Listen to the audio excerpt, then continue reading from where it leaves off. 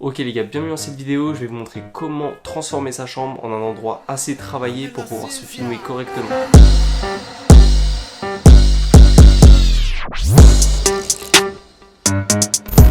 Le but de cette vidéo, ça va être de jouer avec les lumières et le matériel qu'on a à disposition pour vraiment transformer ma chambre en un petit décor studio assez sympa. Dans un premier temps, je vais vous montrer mon matériel.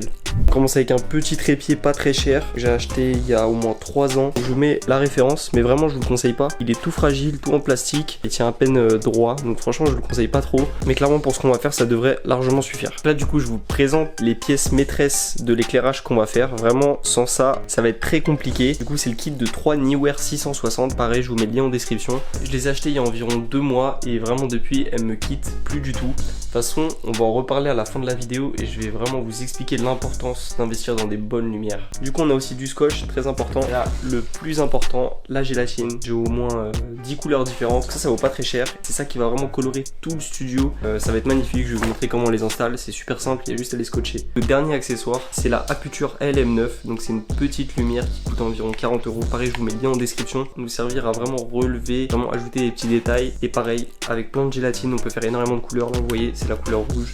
Et donc du coup, je vous ai présenté tout le matériel. On peut commencer la composition. Première chose à faire, c'est qu'on va fermer les volets. On va enlever tout ce qui est lumière naturelle. On va que se servir de la lumière artificielle. Donc ça dégage. On ferme. Il y a aussi la lumière au plafond. On va aussi l'éteindre.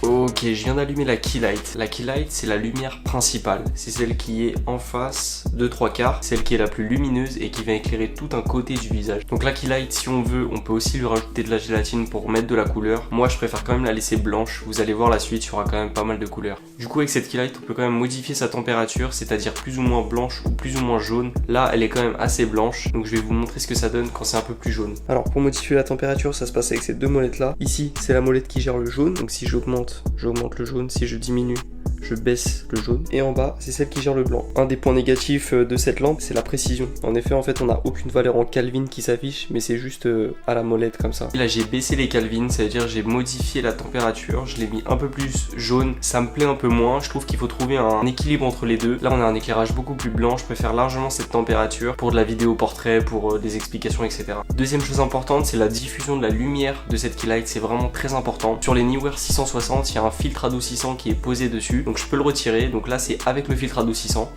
Et du coup là c'est sans le filtre adoucissant. Vous voyez, la lumière elle est beaucoup plus brute sur le visage, ça fait vraiment comme un spot, c'est beaucoup moins agréable à l'œil. Pour ce genre de vidéo c'est beaucoup moins pertinent. Voilà, j'ai le filtre dans les mains, ça se compose juste de ça. Un objet qui permet encore plus de diffuser la lumière, c'est une softbox. J'ai pas de chance, j'en ai commandé une sur Amazon mais elle est pas encore arrivée. Une softbox, je vais vous mettre une photo, c'est une grosse boîte, on va dire, qu'on va mettre par dessus le spot. Et du coup ça va encore plus diffuser parce qu'il y aura des couches de filtre de diffusion. Et du coup ça va encore plus diffuser, ça va faire une lumière encore plus belle. On va passer à la deuxième light, il s'agit de la fill light. Elle se situe juste là, là on va pouvoir mettre les premières couleurs. Ok, donc là j'ai allumé la fill light, donc elle est située à côté de moi. Cette lumière elle va vraiment servir en fait à déboucher les ombres créées par la key light. Ça veut dire qu'elle va refléter nos couleurs de l'autre côté de mon visage, elle va pouvoir redonner un peu de couleur à l'image, pouvoir me détacher du fond. Elle va créer cette espèce d'ombre de couleur ici, donc on peut la faire de plein de couleurs différentes. D'ailleurs on va tester plein de couleurs.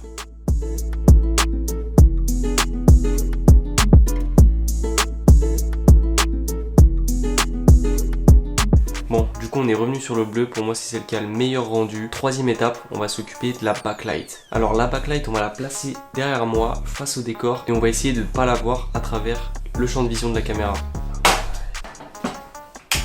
La backlight est allumée, vous voyez, ça éclaire tout le décor, ça rajoute vraiment une ambiance en plus, ça me détache complètement du décor et surtout ça le fait énormément ressortir. J'ai choisi le rouge parce que je trouve que le rouge et le bleu ça se marie très bien. Je vais vous montrer des exemples, j'aime bien faire des shootings photos en rouge et bleu. Je trouve que c'est vraiment deux couleurs qui se mélangent super bien. C'est très utilisé dans le monde de la photographie et des clips. Là on a 95% de tout le décor, franchement on est presque à l'état final. Il reste juste une petite chose, j'espère que vous l'avez pas oublié. Il s'agit de cette petite lumière, c'est la Aputure ALM9. J'ai deux choix, soit je la place dans le décor pour faire encore plus ressortir le rouge, mais je pense que ce sera pas nécessaire parce que là il y a tellement de rouge qu'on verra pas la différence. J'ai une autre idée, j'ai mis du double face derrière, voilà, on va la coller quelque part, j'ai changé la couleur, j'ai mis du vert. Cette petite lumière là en fait va servir à me faire ressortir encore plus du décor. Comment faire ça? On a une backlight qui est vers le décor, autant mettre une backlight qui est contre moi. Ça va pouvoir me détourer et faire une mini ombre derrière moi. Pour changer de couleur, j'ai mis du vert, comme ça va encore plus me faire ressortir. Juste à coller ici, j'espère que ça va tenir. Donc du coup c'est vraiment un tout petit détail, mais on peut dire que ça me détache encore plus du décor. Et vraiment cette light là, elle sert uniquement à ça, faire des petits détails, corriger des choses. Donc il faut vraiment que je fasse attention quand je parle, parce que sinon c'est pas très beau. Je vais vous montrer la différence pour voir si c'est vraiment utile. Là c'est avec la light allumée. Du coup là je viens d'éteindre la light, ça joue vraiment aux petits détails, mais quand on fait un décor comme ça, c'est vraiment ça le but, de s'amuser, de créer des jeux de lumière, etc.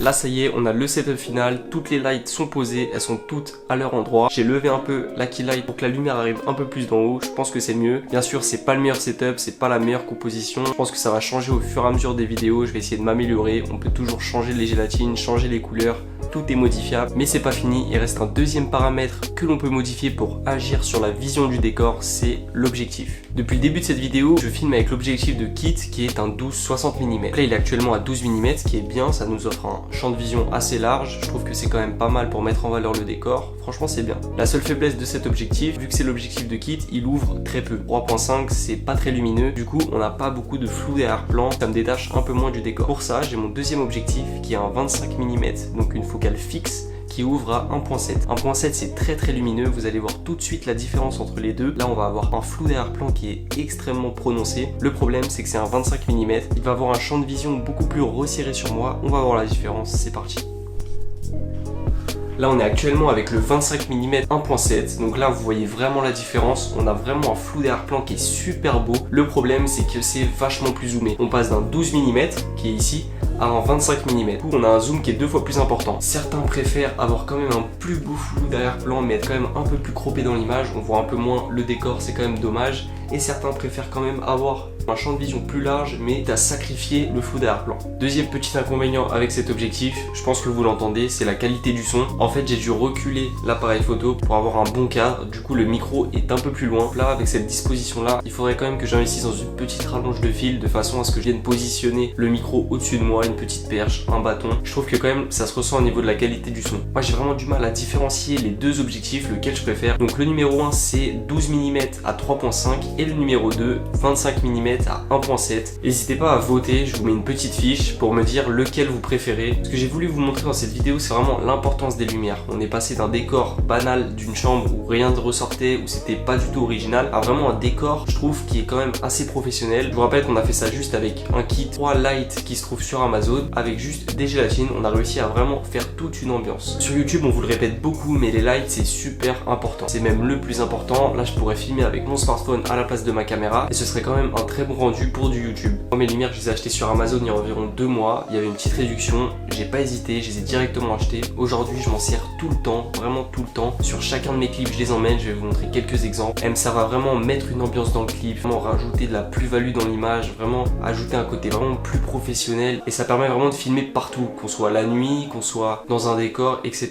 Ça ajoute énormément de choses. Alors oui, je sais que ça représente un budget, faut quand même compter aux alentours de 200-300 €, même si ça reste les lampes les moins chères du marché, avec le meilleur rapport qualité-prix, ça demande quand même un petit budget. Si j'ai un conseil à vous donner et que vous comptez bientôt investir dans un boîtier, je vous conseille d'investir dans un boîtier un peu moins cher et de garder de l'argent pour de la lumière. Moi par exemple, j'ai pris le Lumix G80 en début d'année. Pour 400 €, 500 € de plus, j'aurais peut-être pu avoir le GH5, donc vraiment un des boîtiers que vraiment je veux absolument avoir. J'ai préféré prendre un boîtier un peu en dessous, mais garder un budget pour ces lumières là. Et aujourd'hui je regrette pas du tout parce que c'est vraiment pas le boîtier qui fait la qualité de la vidéo. Je peux le voir sur mes clips, je peux le voir sur les vidéos que je fais en ce moment et vraiment je regrette pas du tout ce choix. Au-delà de la lumière, etc., garder de l'argent pour tous les accessoires, vraiment c'est ultra utile. D'ailleurs je compte faire une vidéo sur vraiment mon matériel, vraiment ce qui m'est vraiment utile pour faire mes clips, pour faire mes vidéos. J'espère que ça pourrait vous intéresser. C'est la fin de cette vidéo, je sais pas si vous êtes resté jusqu'au bout, c'était peut-être un peu long, j'ai beaucoup parlé. Si vous avez apprécié, n'hésitez pas à mettre un like, n'hésitez pas à laisser des commentaires si vous avez des suggestions, si vous avez des améliorations ou même des questions, si vous avez des sujets de vidéos, etc. On peut vraiment tout aborder ici.